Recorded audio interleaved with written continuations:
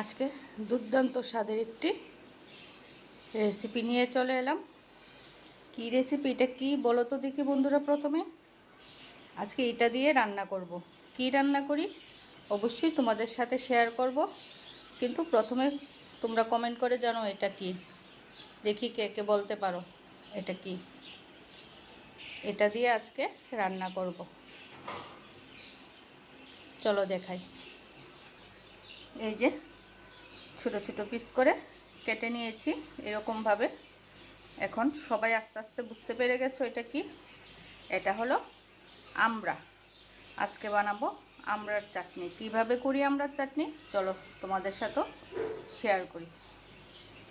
প্রথমে এখানে কড়াই বসিয়ে দিয়েছি, দিয়ে দেব অল্প করে সরিষার তেল। চাটনিতে তেল বেশি লাগে না, অল্প একটু দিলেই চলে। তেলটা গরম হয়ে যাক। তেল গরম হয়ে গেছে, দিয়ে দেব একটা শুকনা লঙ্কা, একটা শুকনা মরিচ দিয়ে একটু ভাজি করে নেব শুকনা মরিচটা। এই যে শুকনা মরিচটা আমার ভাজি হয়ে গেছে। এখন দিয়ে দেব গোটা জিরে। এই যে এই চাটনিটাতে গোটা জিরে সম্বাসে দিয়েছি, তার সাথে আমার একটা সিক্রেট মশলা অবশ্যই আছে। এখন দিয়ে দেব আমড়াগুলো।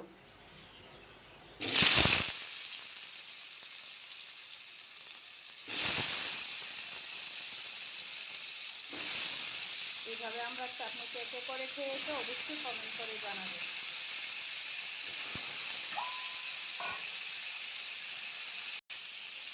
এখন দিয়ে দেব লবণ।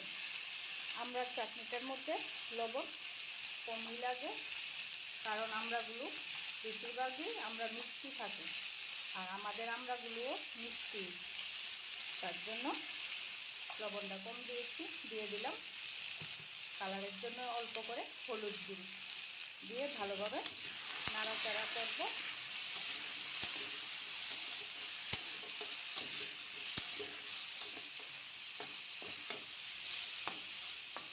এইভাবে কিছুক্ষণ নাড়াচাড়া করে গ্যাসের আঁচটা একটু লো ফ্লেমে রাখবে, রেখে এইভাবে আস্তে আস্তে যাতে আমড়াগুলো একটু নরম হয়ে যায়।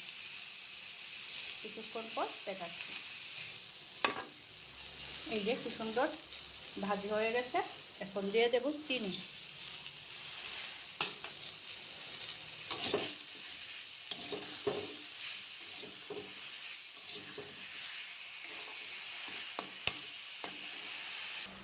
এই যে কি সুন্দর আমড়ার চাটনি হয়ে গেল। এখন দিয়ে দেব আমার সেই সিক্রেট মশলাটা গুঁড়ো করে একটা কাগজে মুড়িয়ে রেখে দিয়েছি, যাতে সেন্টটা না যায়। একদম লাস্ট পর্যায়ে এই মশলাটা দিয়ে ভালোভাবে নাড়াচাড়া করে নামিয়ে নিলেই আমার আমড়ার চাটনি কমপ্লিট। কীরকম হয়েছে অবশ্যই কমেন্ট করে জানাবে। এই দেখো কি সুন্দর নরম হয়ে গেছে। এই দেখো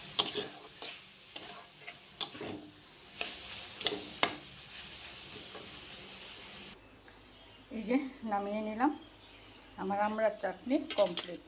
এই দেখুন, যে কোনো আচার বা চাটনি গরম গরম খেতে ভালো লাগে না, ঠান্ডা হয়ে গেলে খেতে ভালো লাগবে।